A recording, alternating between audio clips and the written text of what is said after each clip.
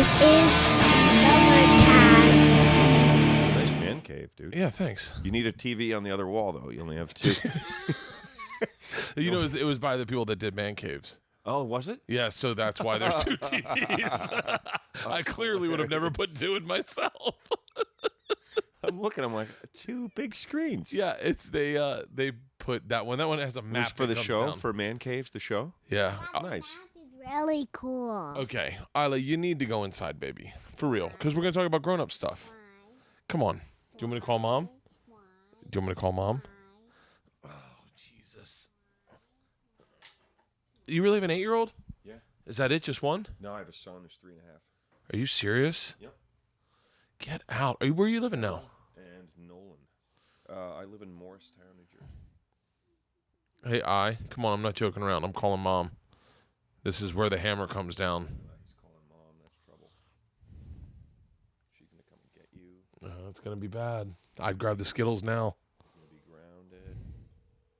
Oh, it's ringing. It's ringing. Do you want me to do this? Hey, would you get Isla out of here? We're trying to do a podcast and she's not leaving. Was she not listening to you tell her to get out? No, yeah, Leanne, can you come help facilitate this? Yeah. All right.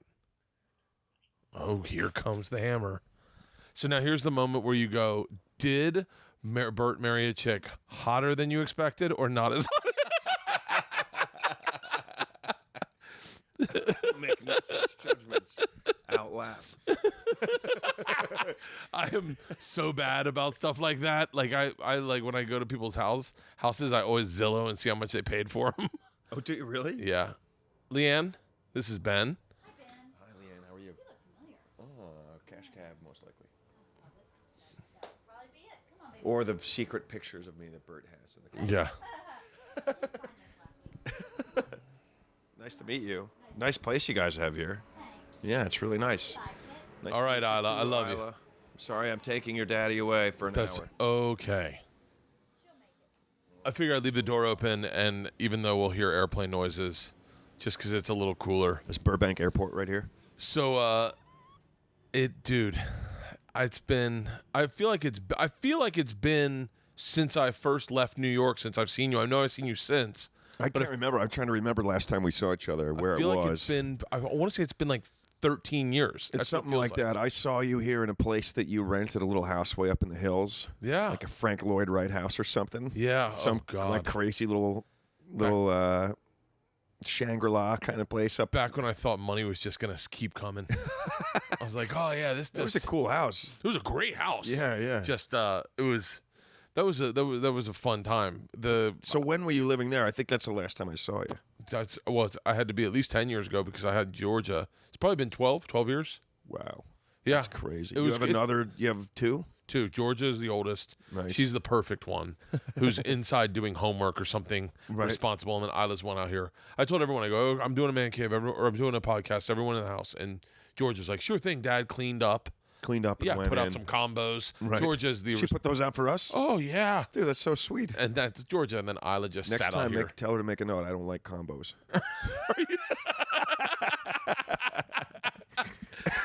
But it was great because then you got, like, right after that, you got Cash Cab. Yeah, not too long after that. Yeah. You were on Cash Cab for, like, for 8 years? Yeah, 8 years we did it. Holy shit. And it's been done for 2, so that was 10 years ago. And then, it's 12 years, yeah. Yeah, we did it for 8 years. We did a little over 400 shows. Are you serious? Yeah. Well, Still no, on. no. Like, people don't know that it's not on, that it, there's reruns are on enough that people don't know that it's over. They tried to spin it off into, like, Chicago, L.A. Well, they did, the Chicago thing was like me getting into a contract renegotiation. Are we Really? recording? Yeah, we're recording. I'm just making sure our levels are perfect. And then they were like, well, we'll go do it in Chicago with somebody else, whatever. Are you serious? Yeah, and then they kind of backfired on them because it didn't really. Well, it was your person. I mean, like, you made the show. Thanks, dude. And they tried to make that girl do They got a girl to host it in Chicago. I never saw And they that. tried to make her. I never saw it either, but from what I understand, they tried to make her do exactly the same stuff that I did, which, in her defense, isn't really fair. If you're going to let someone host a show, you got to let them. You gotta let 'em bring do their own them. thing to Yeah. it. Well, They're you were "Don't- try to distinctly do it just like Ben did it. You know. you were distinctly yourself in that, and it's fun when you see someone that you've known being them, Right. and because you go, oh, that's not like I remember. Patrice, this is going to sound like a backhanded compliment to Patrice, but he did like some. That's okay. He did some web show like Right. for VH1, and Right. you could tell he hated it. So you could tell that he was being him on the show. Right. Like he really hates this shit. So Like, he this is really really Patrice right now. By yeah. the way, I've got to say this before I forget. Okay. Your roast of Patrice is maybe the best roast of that group of people that I've ever thanks, heard man. ever. Oh, thanks, dude. Were you there for that? Or No. I got into like I get into like downward spirals every now and then at airport bars on Monday mornings, and it was one of those ones where you just are like, you're just like, what the fuck am I doing in this business? Like, Right. I don't really do spots in the city. I'm not doing spots. I'm just doing weekends. I'm not like, I feel like I started in a very rich community of comedy, Right. like a very rich talent pool. Right, And then right. and then you get out on the road and you just end up on the road and Oh, and you're out in the breeze, man. It's like Yeah. there's nothing tethering you. You're just like, wee. and you don't, there's no group keeping you honest. Or Yeah, there's keeping, nothing. There's nothing. Yeah. It's just you. And the longer you're out there, the more adrift it feels. I don't like it, dude. I go out and back. I don't like to stay out too long. Oh, I'm out fucking forever. And Oh, really? You go for long times? How long do you go? You go and do a tour or what? I do my Travel Channel show, and then I Right. tour while I'm doing that. Forgive me, what's the Travel Channel show? Trip Flip. I take people on adventures of a lifetime. So Oh, wow, that sounds cool, dude. yeah, it's pretty cool. I remember Bert the Conqueror. I saw that a couple times. Yeah. But I didn't know about Trip Flip. Nice. How long you been doing that? 4 years. Oh, it's fucking great, dude. Yeah, it's a great gig. I love it. It's a lot of fun. But lot you're of traveling for every one of them. traveling. I just got off the road for 5 weeks. Oh, wow. 5 weeks straight. New Zealand, Fiji, Hawaii, Edmonton, Alabama, Utah, Arizona. Wow. And then doing dates in between. Big drop. You're like Hawaii, Edmonton. Sounds Wait, cool. have you ever been to Edmonton? Have you ever been to Edmonton? To the biggest mall in the world. Oh, I fucking love that mall. Dude, there's a roller coaster, a golf course, a fucking ski slope. Like, Yeah. that mall's crazy. That Edmonton's an interesting place. Everyone's fucking rich there. Yep, everybody's got Everyone's money. rich. And everybody goes to that mall.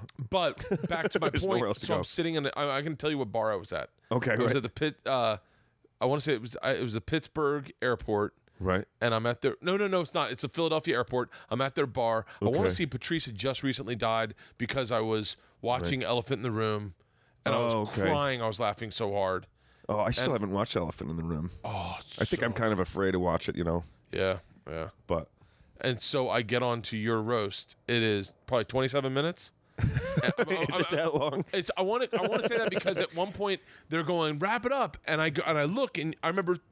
It's amazing the small details of something. But I remember looking at you were at 10 minutes, and when they were going wrap it up, Right. and I was like, And I was like, fuck you, I'm not and you're done. like, fuck you, I got 30 more minutes, and I was like, I remember the crowd. This is how distinct I remember this moment. The crowd started cheering because you were like, I got more, and they're like, keep on going. Yeah, and I don't remember that. I remember being in my head, listening to it, going, keep going. You hadn't even gotten to Voss yet. And fucking Voss is the best joke on that whole thing, is you look like a jockey who stole his horse's teeth. I forgot. Jim, I remember the jokes I remember out of it were, it's so amazing. Like, I don't know, I feel like I have a heightened sense of reality when I get into these little funks, a heightened sense of like importance, but like Right. I remember the and jokes I think I know what liked. you mean by that. I remember one joke for everyone. Patrice, the joke I liked from Patrice was, but the punchline was, you should have been called Really Fat Albert. And Jimmy was, you look like a turtle who lost his shell. He swam out of his shell and washed up on the beach dead. Oh, then They were pretty rough. Keith Robinson Keith, was. I remember. You took Kevin Hart under your wing, and then he stole your wing and flew to L.A. He ripped it off and flew away with it. And then Keith was like, why, Ben? Why?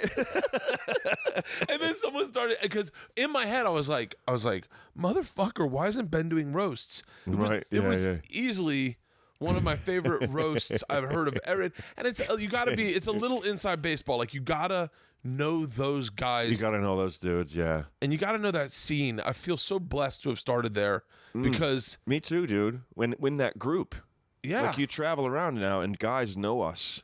They know the guys that are in that group. I heard They know about it, you know, I heard like two comics talking about DC Benny the other day, Oh no way! and I was like, I was like, how do you know DC? Because in my head I'm like, okay, someone told me DC. They were out here. This was. No, this was on the road. This was on the I wanna road say it was somewhere. in Edmonton. It Oh, had to shit. be recent. I was just in Edmonton, so I'm thinking it's there. But they were talking about DC Benny, and they were like, and I forget where this was, but they were like, I guess he stopped doing comedy for a while. I don't know if he ever totally stopped, but he Yeah. like started doing other shit, and he was still doing stand up. Yeah, He's still. I mean, as far as I know, he's still doing it. He's not doing as much. He's also selling real estate. he was on Last Comic Standing though. And then he was on Last Comic very recently and did well. Yeah, That's why they were talking about it. Right. And I was like, how the fuck do you know? And I mean, I remember that was a group. It was a group of comics. I remember, and this is gonna sound like I had some insight. I remember the day you hit your stride on stage for like full gallop. Oh, yeah? I remember this. I don't know if you're gonna go, that really wasn't it. It was when you pulled up a stool and you would I remember you just slowing everything the fuck down and yeah. destroying. Oh, thanks, man. I don't know. Like, for me, it's been a little bit weird. Like, I kind of remember that joke I had a bit about filling out a job application. You put your name in the wrong box, and Oh, yeah. I have to tell the guy that I live on Ben Bailey Boulevard because I wrote my name in the wrong spot. Yeah. That bit for me changed the whole way that I did stand up. It dictated this whole new sort of cadence and timing and rhythm. And I mean, maybe not just that joke, but that's around the time that it kind of came together. And that's when stuff slowed down for me and took off for me as far as performance. And then now it's all changed again because Cash Cab came along. And where I used to do this, I'd come out that bit. I'd come out and say, so the rule is if you screw up just 1, 2. I had this whole very deliberate delivery and style. Yeah. I'd come out and do that for Cash Cab fans, and they would be like, why the fuck is he talking like that? They didn't get it. It didn't work. It didn't have the same impact that it did to people who didn't know me and just went, oh, this guy's got a unique style. Yeah. So now it's totally fucking different again. But Really? I think that's what you're talking about. Yeah, I It's remember. when it sort of clicked, that delivery and that style sort of clicked for me. Yeah. Yeah. It was fascinating to watch, and then you'd take that. You could take that and then do crowd work with it. I remember your crowd work was destructive. Your crowd work, DC's crowd work. It's amazing the glimpses I remember of those times. Is like I remember you and DC hanging out at the bar every night at the Baggett. Oh, I was gonna say, dude, we were also doing some fucking heavy drinking. We were like the comedy for us, not for everyone in that group. Some Yeah. of the guys had already gone too far and quit. Yeah. But I mean, the comedy was an appetizer, you know, and then we were like, let's booze and laugh and drink all fucking night. And know? you lived like 2 streets away. I live 2 blocks I live 2 blocks away. Yeah, that's right. I mean, me and you were like consistently the last ones leaving because we were Yeah, like, DC had to go to Brooklyn. Yep. Like, I don't have to go anywhere, dude. Me and you and DC was hanging out in Corey Alley. Tony Tony Woods. Woods. Tony Woods would play the same songs on a fucking jukebox every night. I was listening. Sinead O'Connor, Nothing Compares to You, and Imagine by the Beatles, and Mississippi Blackwater. He played those same 3 songs every fucking night. And it was great. I had no complaints. It was like, I could have lived like that fun. forever. Yeah. I actually didn't know at that time. I didn't know that people got on TV. Like I genuinely thought. Didn't occur to you. I thought that was it. Right. I remember. This is what we're gonna do. We're gonna be doing stand up in these clubs forever. Yeah, because I figured Attell was making it. Right. Like you get a writing job or something, or you get like I just remember seeing everyone and like it seemed like everyone was making a living. Yeah. Like, I didn't know Attell did the road at all. I didn't know anyone did the fucking road. I didn't know the road existed. I thought Sinbad did the road.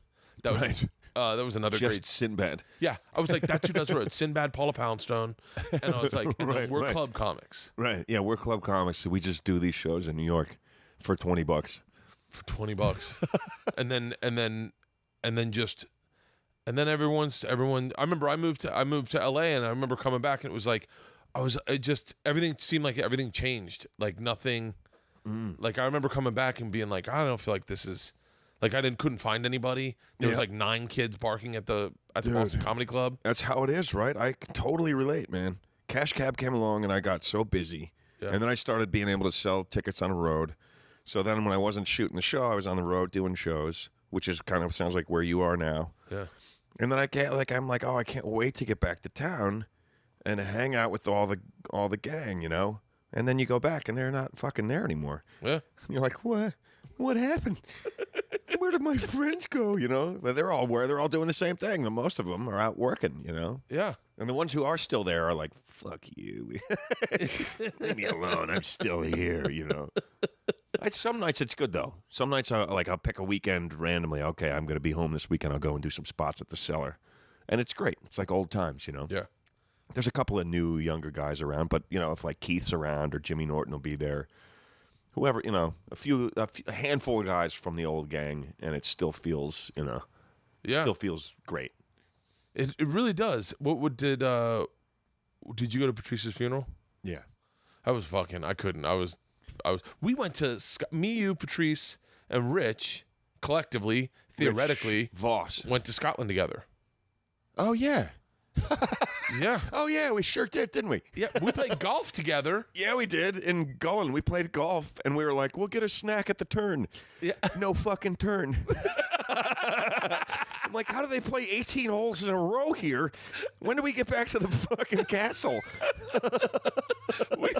We went in and we walked when we rented clubs, and they were the shittiest fucking clubs. Dude, I forgot about William that. Wallace played with these clubs, and fucking, I'll never. I think we shared a set because we had a good set between the two of share us. A set. We both got a set, We but used one the set best was really clubs of the 2 sets. yeah. And I think I Voss- never would have remembered that, Bert. I Yeah. never would have remembered that. I remember that. That was And the, you had some girl with you. yeah, I wrote about it in my book. Some crazy chick that came and was like, She had cerebral palsy. she went to see, I just thought she was crazy. No, she had cerebral palsy, and I didn't know that because I had drank so much on our first couple dates, I didn't recognize it. And then I started dating her, and then I found out she had cerebral palsy. And then Patrice found that out, and he thought that was fucking hilarious. And Patrice and her hated each other. Oh, no way. Oh, hated each other. What a surprise. Yeah. But we I fucking... thought she was cool, but kooky. She was kooky as fuck. Like, she was like, I'm going to go find a castle, and went hiking in the fucking woods without a map, and nobody had cell phones and fucking GPS back then. Yeah. And she was just gone for hours. Remember, we were done golfing, and she wasn't back yet. And we were sitting at the clubhouse eating and going, where the fuck is this girl, man? Holy she went wandering in the woods like 6.5 hours ago. Oh, that's right. Yeah.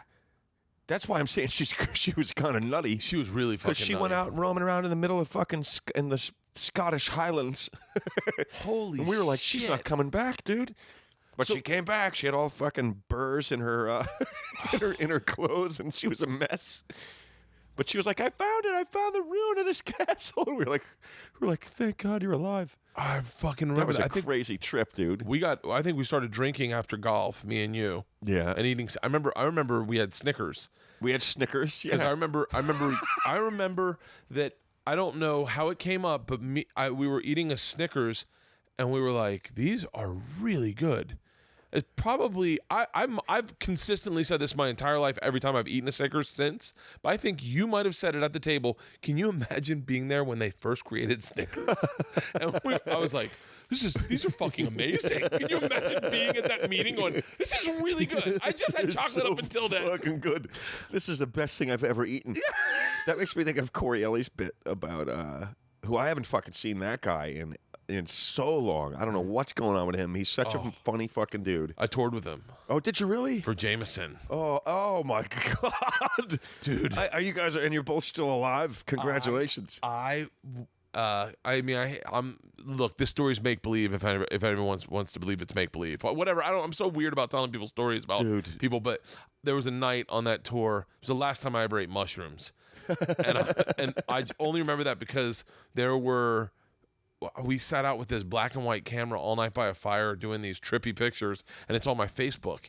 And I saw it the no other way, night. it's And I still went, there? Yeah, and I went, oh shit. That was like I just had kids, and I didn't know you couldn't do hallucinogens while you had children because it would fucking spiral you out of control and go, oh, these kids depend on this brain to wake up in the morning. And oh, it was such a bad fucking night. But it was fun. We had a fucking blast. Fun. Dude, Corey, I just remember he had a bit about ice cream.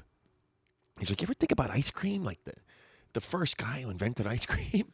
He must have taken a bite and gone, holy shit. And called his best friend and like brought him over and out in the back. He's like, dude, taste this. And his friend takes a bite and goes, who else knows about this?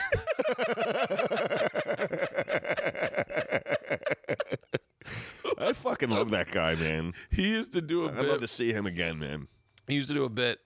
To put in perspective, I worked the door while all you guys were regulars. Right. Yeah, Like, well, you guys showed up later. We had already been there a while. Yeah. When did you start? 93. But I started out here in the belly room at the Comedy Store in 93. Oh my God. One of my favorite Ben Bailey stories. What? I'm going to tell you the story, and then you just correct me if I'm not accurate, because I've told other people this story. Okay. I've told other people this story. All right. You're working at the Comedy Store. Louie Anderson shows up. Do you know the story already? Yeah, of course, yeah. Hey, you tell it, man. I told it on the Urban Myth, and there's actually a better ending since then because Louie has now heard me having told the story. I don't know who I told this story to, but It's a long story, dude. Just tell it. I'll tell a quick version of it. Tell a quick version. I'm a young... first we have to preface the whole thing. I'm like 18. It's Father's Day. My mother wakes me up, gets me out of bed, and she says, Father's Day, go get your father a gift. Sends me to the mall. I'm roaming around the mall looking for a gift for my dad. I told this story wrong. Did you really? So I go to the mall. I'm looking for a gift for my dad. I see a big display in the bookstore. It's Father's Day. There's a big display. It says, Dear Dad, Letters to My Father. A book by Louie Anderson. I'm like, oh, perfect. I'll get this for my dad. I don't read anything about it. I have no idea what it's about. Just that it's here's a nice Father's Day book. Yeah. So I buy it for my dad. I give it to him. I never hear anything about it. Maybe a year goes by or something. I'm like, you ever read that book? And he's like, yeah, I started it. I'm like, what'd you think of it? He's like, I didn't really know what to think. I'm like, oh, okay. I still don't know anything about it. I haven't really paid attention to it. Yeah. But so then, flash forward several years, I'm out here in L.A. and I'm just starting to do stand-up, and I'm hanging at the service bar at the store, and in comes Louie. And I'm excited, he's a big-time fucking comedian, a hilarious, great comic, and I'm like, holy shit, it's Louie Anderson. And he starts talking to me. We start talking to each other, and then slowly I realize that I'm interested in Louie because he's this great comedian, but maybe he's interested in me for some other reason, It's and I can't remember exactly what happened, but at some point it kind of became apparent that Louie's kind of hitting on me. Yeah. And I realized that I've been so excited about sitting there talking with Louie fucking Anderson that I'm leading the guy on and don't really realize it. So I say to him, I'm sorry, I maybe have given you the wrong idea. I didn't realize you were gay. And he says, he goes, haven't you read my book? I'm like, oh shit. I gotta go, dude. I gotta go call my dad. Right now. I bought him your fucking book for Father's Day. You read my book? 8 years ago. So I think the what do you think about it?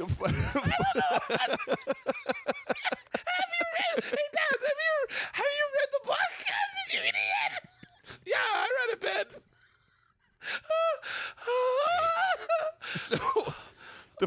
And then it gets even funnier because that book is not the book that he's talking about. The book that he's talking about is his newer book that he's released since that book, in which he comes out and says that he's gay. In the previous book, which is the one that I bought for my dad, it's all about how his father was an abusive dad. He was just a horrible father. That's what I bought my dad for Father's Day. So I told this story on Urban Myth. Remember we used to do the storytelling night? I fucked that story up so bad.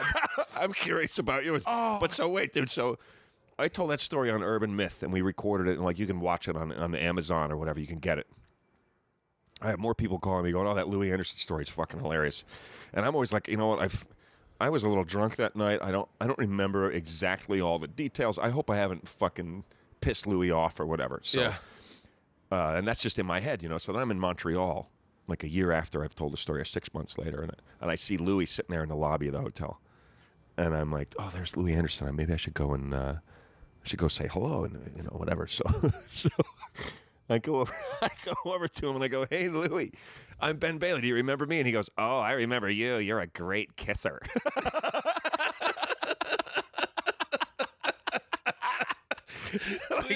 You just made a great story 10 times better. Now I have a great fucking ending for it. I needed a tag. Thanks, Louie. Thanks, Louie.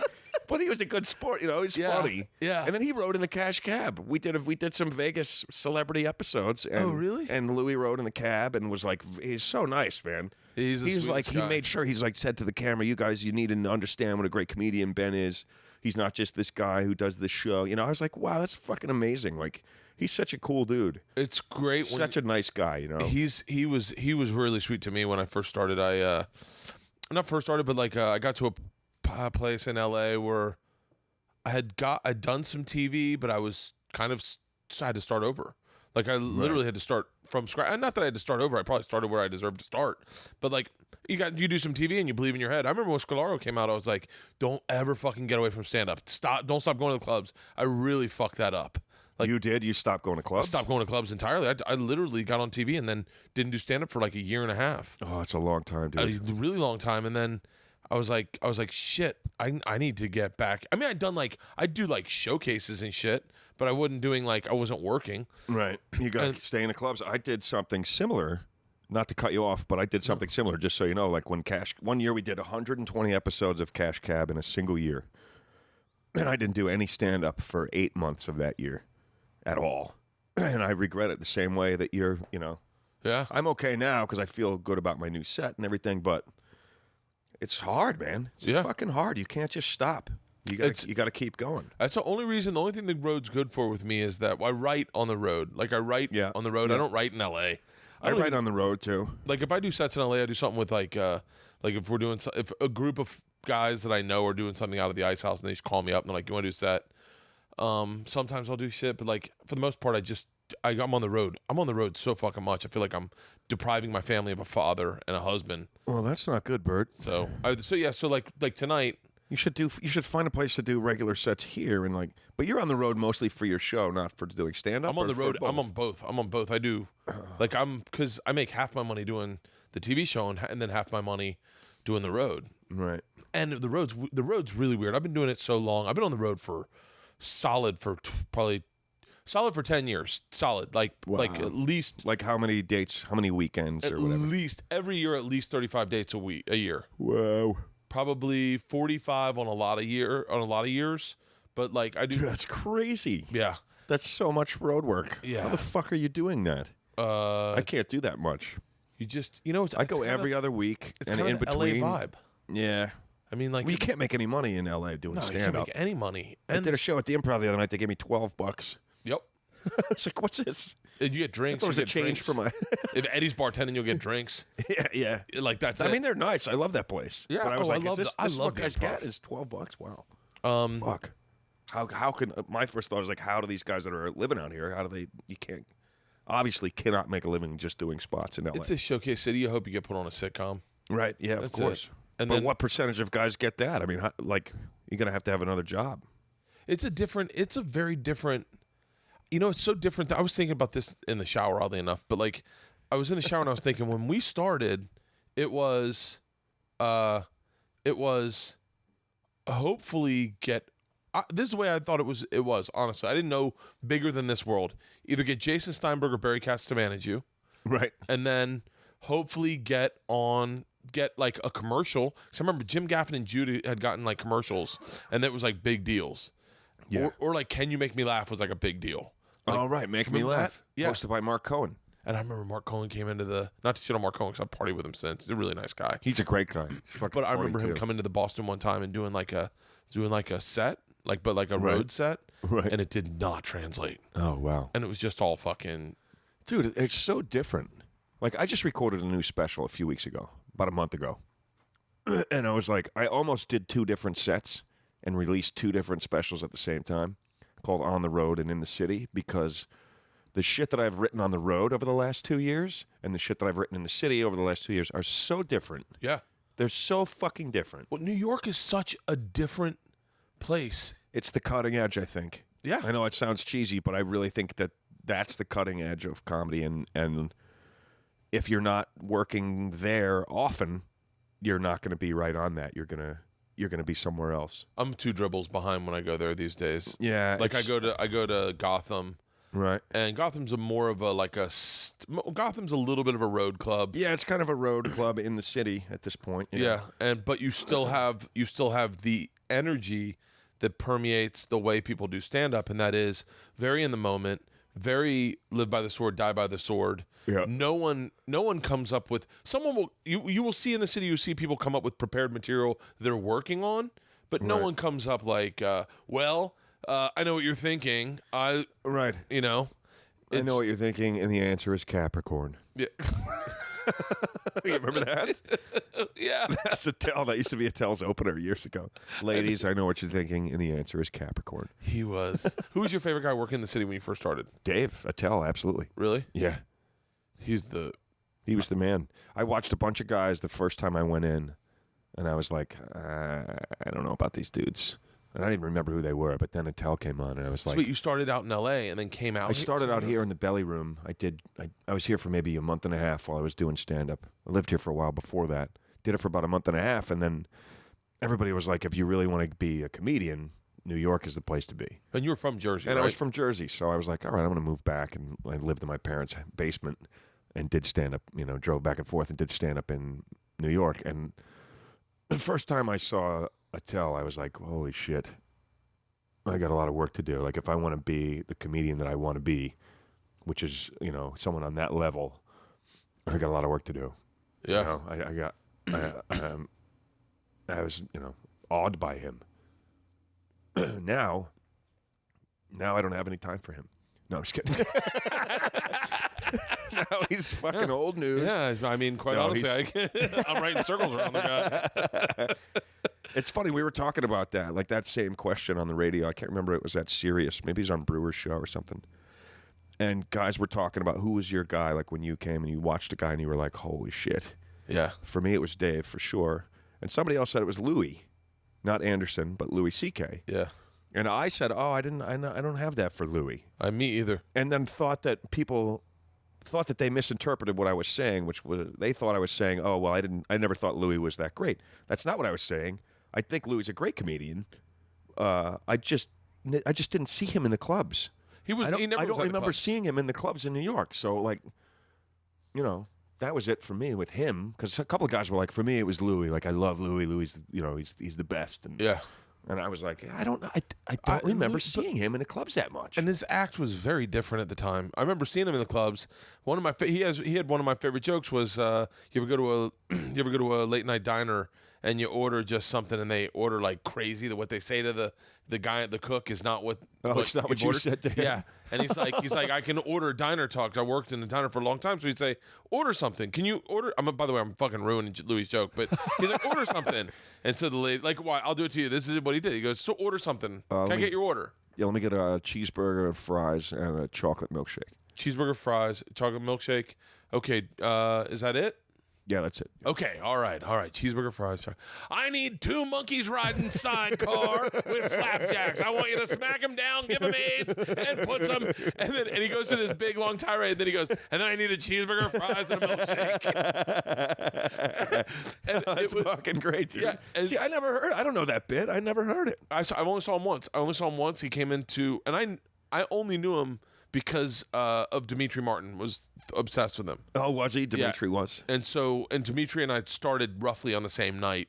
And so Dimitri, did you really? Yeah. At the Boston Comedy Club, David J's. I was probably there. Oh no, it was David J's show. I wasn't there. David J had that open mic. Remember that? Yeah. He's like a big showrunner now. No, I didn't know that. Yeah, he's a big showrunner. He runs. He had a show on He's NBC. like the nicest dude. He's just like he was so nice that I was like, dude, I'm a little worried about you.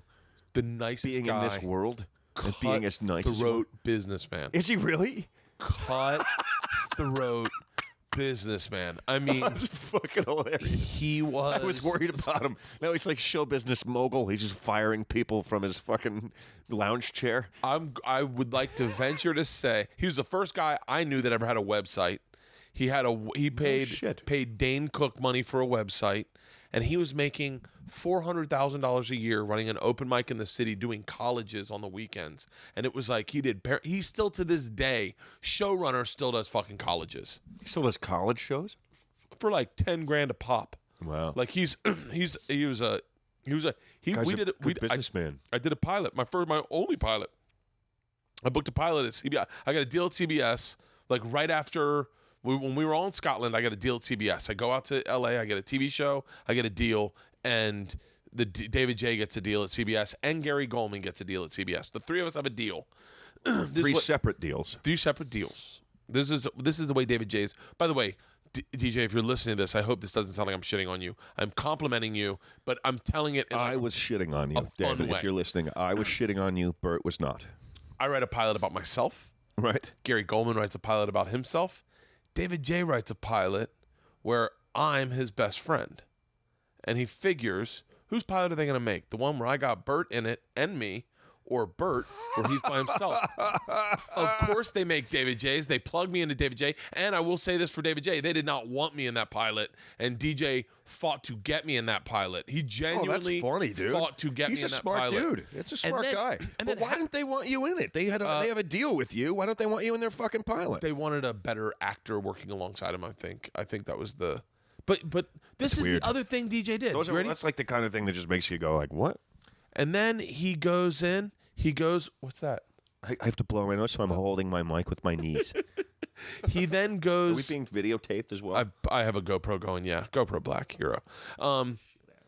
And so he then gets into the pilot process and realizes he doesn't like acting. So what does he do?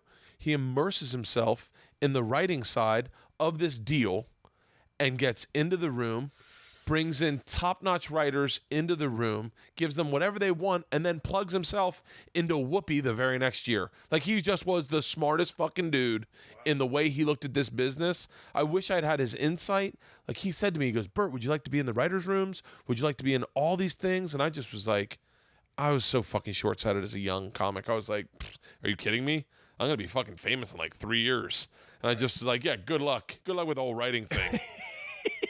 Meanwhile, I'm like fucking struggling to get a general meeting with David J. You're calling him now. Yeah. Hey, DJ. Dude, could I come by and But yeah, he was got an some interesting ideas guy. I want to throw at you. But yeah, You've done well for yourself, Bert. Give Yeah. yourself a little credit. I'm happy. I'm very happy. You guys had different goals. I did. I mean, didn't- if he's willing to do that sort of stuff and he decided he didn't want to act, and then he's a very smart guy for going about it that way. But I don't think that reflects poorly on you. You guys just had different things that you wanted to do. I think You wanted to you're- get drunk, and he wanted to make money. Yep. I didn't want anyone to tell me no. And he was comfortable with notes. I'm comfortable. I look at an intervention as notes. Are these notes? Are we getting notes?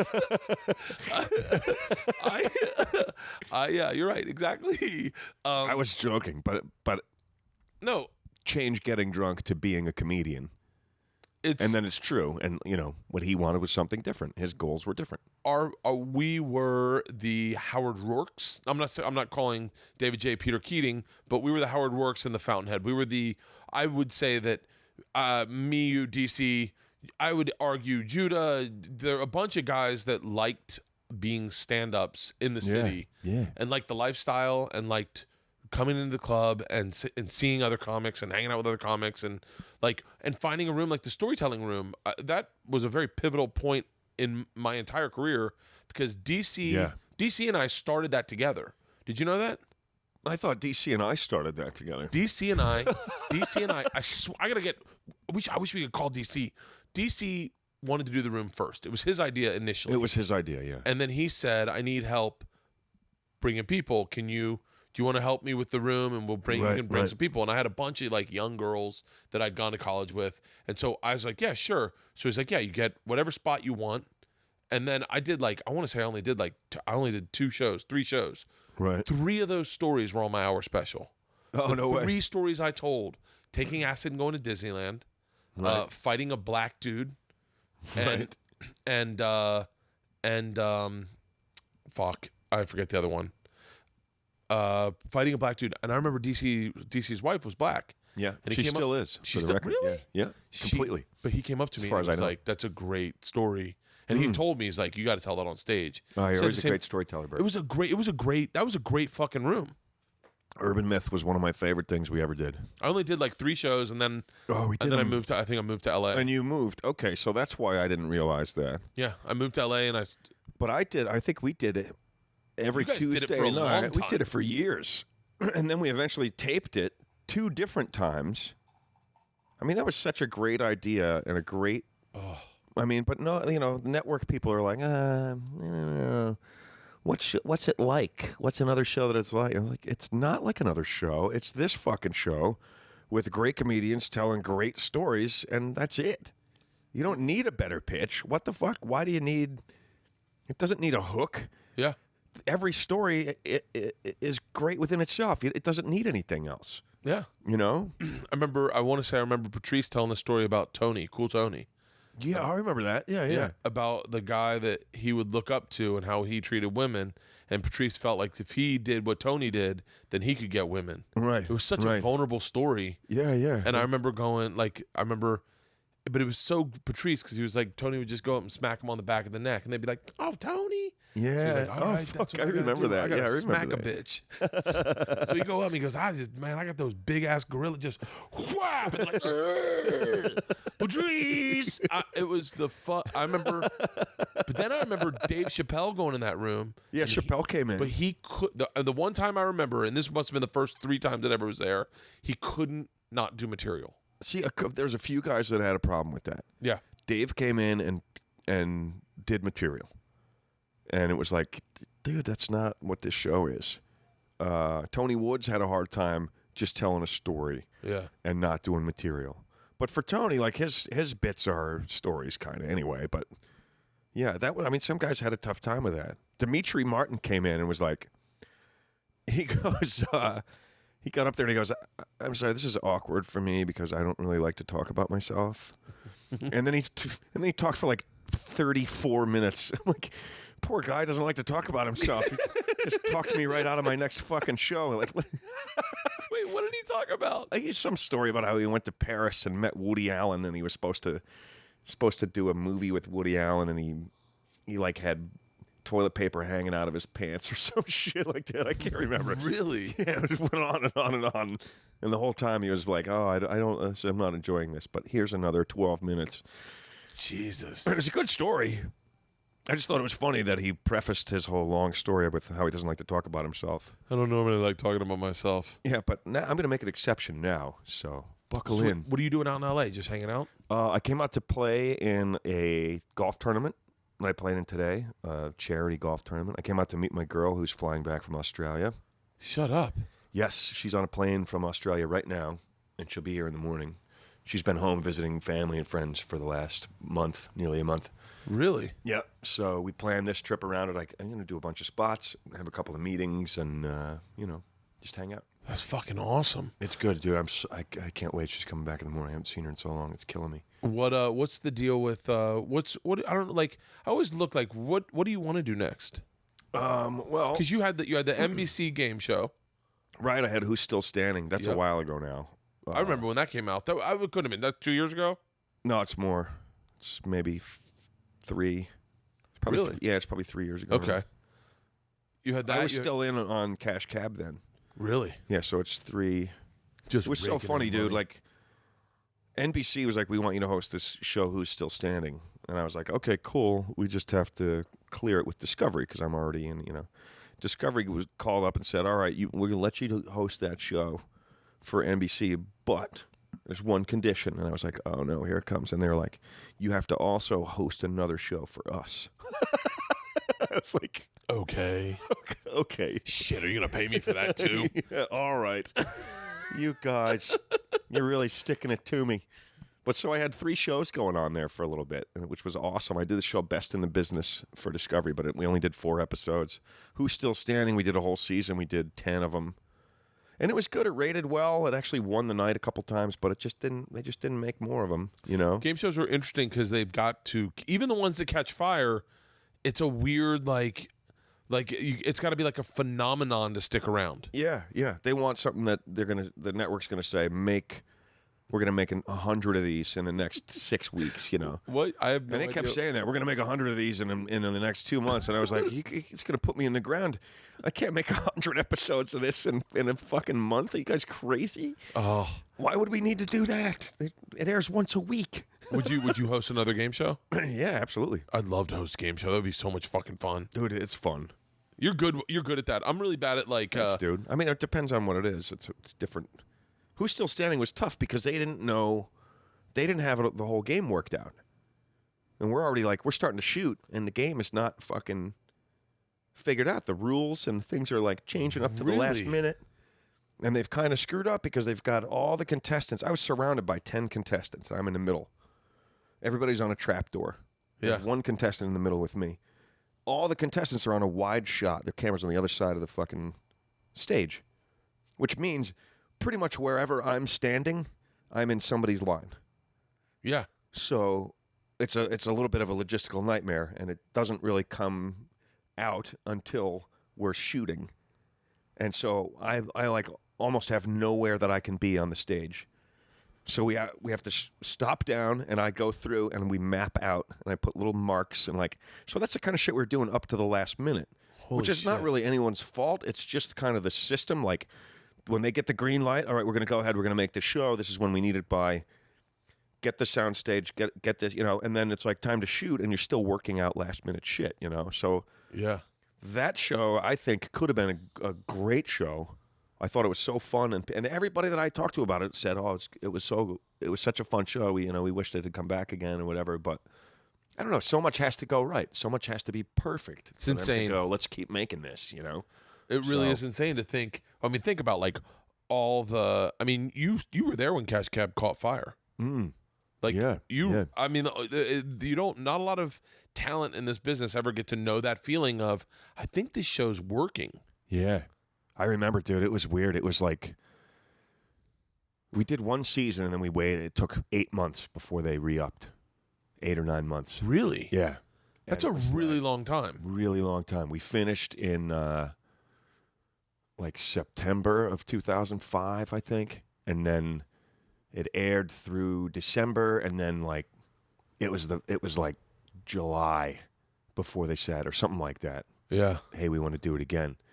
And somewhere in there, when we were shooting season 2 and they were re-airing season 1, somewhere in there, people just all of a sudden knew.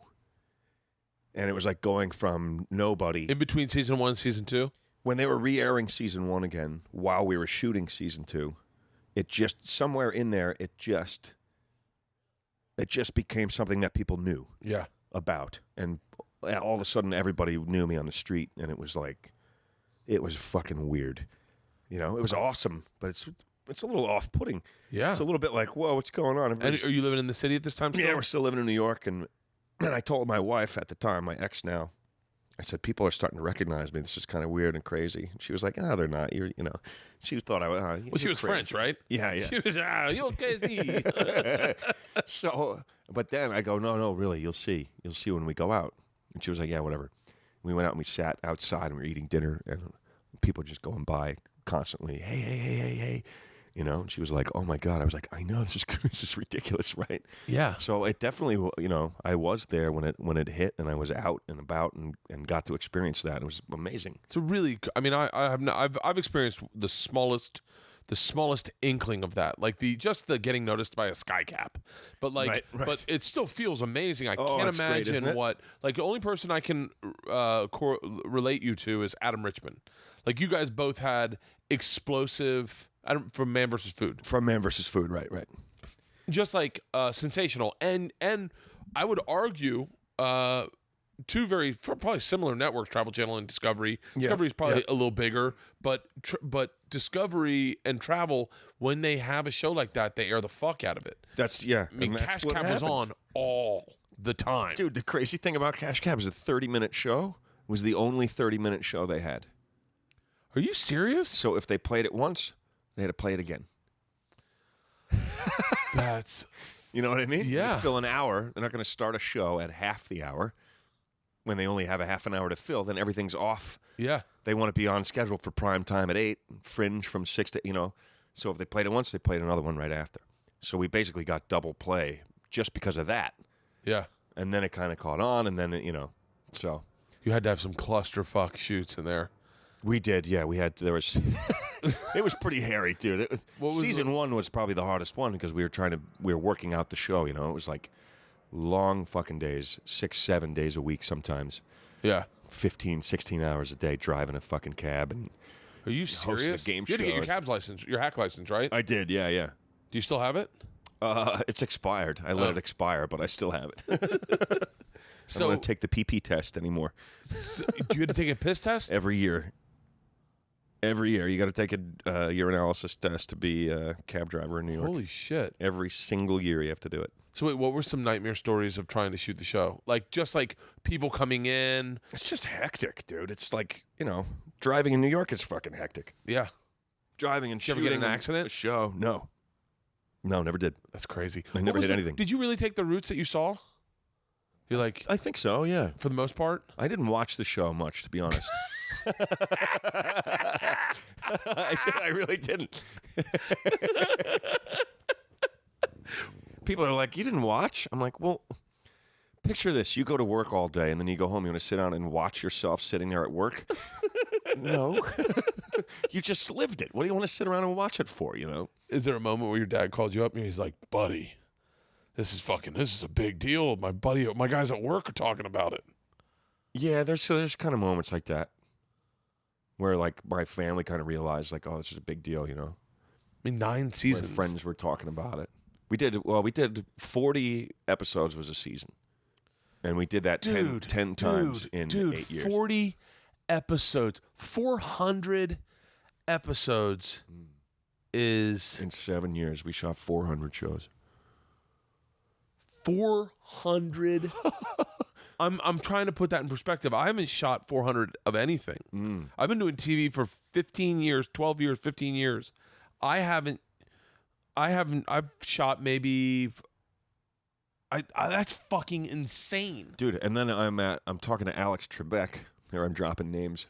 I'm talking to Alex Trebek and about episodes and all that. I'm like, how many episodes have you done of Jeopardy? Holy shit. Dude, it's like 6,500 or something like that. You don't have to answer this at all, but I'm dying to know. ridiculous. Are you in a general overall contract at Discovery, or are you getting paid per episode? I was getting paid per episode. But we're not doing it. It's over. We're not doing it No, anymore. but I For a mean, couple like, years. like at the Oh, time, at you the were getting time. paid. I was getting paid per episode, yeah. Holy fucking shit, Ben. I'm doing the math in my head going, fucking 400 if you just got paid $1,000 an episode. I mean, that's fucking insane, man. That's really insane. It was a good run. It was a really good run. So what's your goal? What do you want to do next? I would say put it in the universe. That's how we got into this. What do I want to do next? I don't know, but there was definitely. I'm doing a bunch of stuff that you wouldn't be aware of yet. But there was definitely a time when Cash Cab ended, and I was just kind of sitting around going, "What the fuck am I going to do now? What do I want to do?" Yeah. And I'm saying I need to figure out what I'm going to do. And my girlfriend is like, "What are you talking about? You're a comedian. Just do that." Yeah. That you already have your other thing. You were doing You that. haven't had the time to do it and focus on it the way you would have wanted to. So just do that and don't worry about it. I was like, I love you. You're so right. She was totally right. And so that's what I did. And I've just kind of gotten way back into stand-up. So I taped a new special about a month ago. And Is it gonna? Do you know where it's gonna air? I don't because I produced it myself. So Oh, it's gonna be fucking awesome then. oh, thanks, dude. The fact that I'm really pumped about it. But I don't know where it's going to be. I'm hoping, HBO or Comedy Central and then Netflix maybe.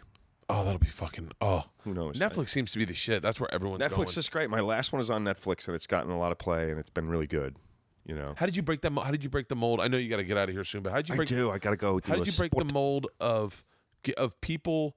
Because I know Rogan had to do it. Of people knowing you as one thing, but Right. then you was there an intent in letting people know that you were not the guy from Cash Cab, or were you just like, fuck it, I'm just gonna do what I do? Dude, it was so hard. Everybody would think that you get a show that everybody knows and it would make your stand-up life easier. Yeah. No. It just makes it more. It just made it more complicated and more difficult. And I'm not complaining. I couldn't be happier. I'm very lucky. I've been very fortunate. But I heard a story about Virginia. You were in Virginia Beach, or maybe not Virginia Beach, Right. but possibly Virginia Beach, and people were asking you to call out questions from Cash Cab. dude, I still get that. Really? I still get that. I get people that come to the show. They think I'm going to be asking fucking trivia questions at a stand-up comedy show. I had this woman in Erie, Pennsylvania. She goes, do the Cash Cab thing. I go, everyone's laughing. You look bored. What's wrong? Are you not having fun? She goes, do the Cash Cab thing. I'm like, I go, how the fuck could I even do the Cash Cab thing? Here, man, sit behind me. Yeah, I'm like, there's no car, there's no video screen, there's no questions. You think I just have that shit in my head? So, but she just doesn't care. That's what she wanted. Yeah. That's what she knows me for. That's what she wanted. Yeah. So, it's just crazy. It opened my eyes to that sort of thing. So I ended up saying, we're in Erie, Pennsylvania. I go, okay, what's the 12th largest lake in the world? And she's like, she starts thinking. And then I leave and I go and do a few bits. And then I look over there again. I go, you got your phone out? She goes, yeah. I go, what are you doing? Are you Googling the 12th largest lake in the world? She goes, yes. I go, it's Lake Erie. It's fucking Lake Erie. You can see it. It's right over there. But it was a pain in the ass because that's what people would expect. They really don't. They don't have the basic understanding of what we're doing that we sort of assume people do. Luckily for me, no one's seen Trip Flip, and they only know me as a stand-up. That's great, dude. Yeah, You have I get both. more recognized. Like because we cast on the street. So Right. Wednesday I go to Pittsburgh to cast in Pittsburgh. I'll just go wherever everyone hangs out, and then with a camera crew, I go, "Hey, you adventurous?" And find out if What's they're your dream adventurous. trip? Yeah. Oh, that's fucking awesome, It's dude. amazing. It really is the greatest job in the world. But You know what my dream trip is? what, To go home and just rest there for like a week. dude? My dream trip is to take my shoes off and stand in my backyard and water plants. I fucking totally. love. Just to be at home. Yeah. I've been home for a week, and I had my first weekend was yesterday. My first weekend home all fucking year was yesterday. Oh, and I'm not complaining. No, but it's a lot. I mean, I'm empathizing. I know exactly what that feels like. I mean, I get like Tuesdays and Wednesdays and Mondays and Tuesdays and Wednesdays home. But I never had like full weekend. I'm sitting in. Is today Monday? I'm sitting Yes. here yesterday, and one of my buddies, Stephen Fromkin, comes over, and I'm like, God damn it, they only have one game on today. And he goes, you don't have the package? I was like, I'm never home. He goes, yeah, but you make money. Why don't you just get the fucking package? So I call up. I go, hey, can I get like the football package late? And they're like, it's like $100. I got the football package, dude. I felt like a god. I was sitting there You're going, watching like, every game? I'm watching every game on the mix. On your two big screens? I'm going back and forth. I'm on the treadmill. I'm drinking coffee. I smoked a cigar. I'm like, this is what I'm fucking talking about. This is what everyone feels like regularly. I was like, oh, I mean, anyone would trade that for a day in Fiji on a boat, a liveaboard boat, but it's such a treat for such a guys like treat us to be home, and see your kids and. Dude, that sounds like a cool show, though. I'm going to check it out. Yeah. Trip Well, listen, I'm gonna let you go. I got to go. Yeah, I got to go get a spot in at the store. So I'm gonna be in New York soon. Okay. I'm gonna hit you up. Maybe we'll do a late night few beer podcast. Me, you, DC, Tony Woods. Oh, dude, that sounds great. Be fucking great, right? Keep Tony off the jukebox. Yeah.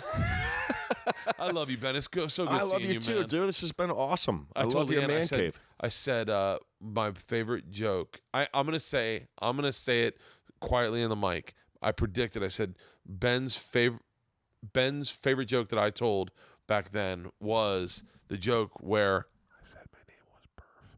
Do you remember it? My favorite joke of yours? Yeah. Well, I always call you Burf. I just said that in the fucking mic. I just said that in the fucking mic. I've always called you Burf. What's up, Burf? Oh, God, I feel like it's 1999 again, and I have a full head of hair. Thanks, Ben. I appreciate it. Oh, what's up? Anything to promote? Anything to promote? Just follow me on Twitter. I'm Real Ben Bailey on Twitter. I got a new special coming. I might have a show on A&E. Nice. I'm doing a web series. I'm producing my own stuff. I got a whole bunch of stuff coming. So just follow me on Twitter and like me on Facebook. Ben Bailey on Facebook and Real Ben Bailey on Twitter. And I'll keep you abreast of everything that's coming out. Oh, thanks for doing this, Ben. I Oh, appreciate dude, it was awesome. I'm so glad we got to hang out. I This know, trip me to LA too. has been fucking great. Fuck yeah.